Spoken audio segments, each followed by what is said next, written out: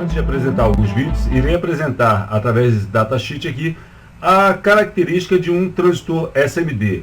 É claro que visivelmente um SMD não seria tão grande assim para nossos olhos, diante do que está explícito aqui. Esse é do SOT23, né? Esse é o invólucro tipo padrão dele, SOT23, mas se você observar o símbolo, é o mesmo do padrão de qualquer transistor comum, bipolar comum.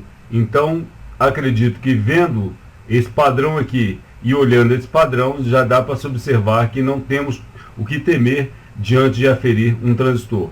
Claro, o que modifica de um transistor SMD para um transistor comum são os códigos. Muitas vezes os códigos criam uma certa dificuldade, aonde hoje está mais fácil devido às tabelas estarem dispostas na internet, muito mais fácil. Antes criavam mais dificuldade porque teria que se procurar esse aqui, ó, um transistor PNP, e o código dele é esse aqui. Claro que esse aqui é um transistor NPN, tá? Eles deram esse código para esse daqui, o PNP para esse código aqui, mas esse aqui é um transistor NPN. Seta para fora, então NPN. Seta para dentro, PNP. Mas aqui já justifica a numeração, ó. Terminal 3 classifica como um coletor, o 1 à esquerda seria a base e o 2 seria o emissor. Pode-se modificar essas posições? Pode acontecer em alguns casos, muito raro, mas pode acontecer. Ele não varia tanto quanto o TO92, que varia muito as posições dos seus terminais. Diante dessa situação aqui, a única forma de aferir é aplicando multímetros sobre seus terminais para obter o resultado. Irei mostrar isso em alguns vídeos mais à frente, tá certo? Mas eu quis apresentar essa primeira parte para demonstrar para vocês que não há uma dificuldade. Irei apresentar outros invólucros da série SMD, dos transistores SMD, onde vocês vão observar a diferença do tipo de transistor, mas a característica de gráfico vai ser a mesma que é utilizada para os transistores tradicionais, tá certo? Vamos mais à frente para observar outros modelos.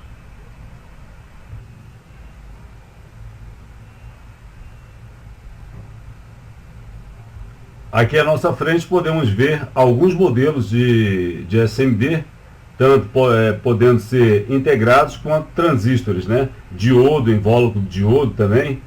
Então eu coloquei aqui, ó, o que eu comentei sobre o SOT23, tá vendo? Agora o SOT346 seria um transistor de maior potência. Aqui já passaria para integrados. Aqui seria um outro tipo de transistores. Aqui é o SOT323. Também está na classe de transistores. Aqui seria um diodo. Então vamos ver aqui. Então, variando o tipo de encapsulamento, iremos deparar. A medida será o seguinte: ver o código do componente, tá? Ver o código do componente, procurar que tipo de componente é, se é um transistor NPN, o PNP, se classificar assim, e vamos fazer a aferição. Apenas isso, não vai modificar em nada. Existe substituição? Existe. Existe como trocar ele por um transistor discreto? Tem como, contanto que eles batam do mesmo formato em configuração interna, como frequência, amperagem, tensão de trabalho, esses detalhes. Posição de terminais já não poderia variar, porque como o terminal do outro é mais flexível, então eu posso colocar em qualquer sentido aqui que vai funcionar normalmente. Agora, só em qualquer sentido não, colocando base na base, coletor no coletor e emissor no emissor, tá certo? Eu vou falar o sentido em relação à posição do transistor na parte superior. Esse aqui não, só é inserido em um sentido. Como o transistor discreto, em algumas placas ele é perfurado de uma forma que ele só vai entrar em um sentido, tá certo? Então vamos mais à frente agora, onde irei mostrar alguns vídeos demonstrando a aferição, demonstrando como reconhecer alguns transistores na placa, tá? Da linha SMD. O que temos aqui são transistores SMD. Qual a diferença entre esse transistor e um transistor comum? Nenhuma. Se você for fazer a aferição desse componente, terá base, emissor e coletor. Alguns oferecem uma resistência diferenciada, onde para você observar essa variação seria através do seu código. É um componente onde possui um código diferenciado dos tradicionais, tá? E não segue a tradição dos componentes discretos, mas através desse código que você tem sobre dele aqui, sobre esse invólucro, você poderá localizar o datasheet dele e verificar se ele é um transistor comum, base, emissor e coletor, ou se possui um resistor internamente, ou qualquer outro ponto que possa modificar a sua medida de resistência.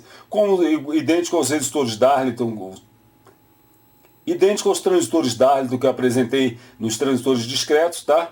Esse componente aqui tem a medida de também pode apresentar curto, pode apresentar fuga normalmente. Como fazer a aferição desse componente por ser tão pequeno dentro de um circuito eletrônico? Com muito cuidado, subtrair os dois terminais, levantar ele um pouco, tá? Levantar ele os dois terminais e levantar um pouco o seu corpo sem forçar esse terceiro terminal e fazer a aferição comum. Irei demonstrar isso aqui para vocês agora. Colocando ferro de solda em um ponto onde possa oferecer calor nos dois terminais, eu vou inserindo essa ponta, essa agulha aqui, poderia ser até uma agulha comum, mas como eu estou utilizando já da ponteira mesmo, então eu vou aquecer nos dois lados, onde eu peguei e consegui liberar os terminais para a aferição. Tá? Então agora ele está livre, deixa eu ver aqui, pronto, está livre para a aferição, tá vendo? É fácil fazer esse processo. Vamos mais à frente.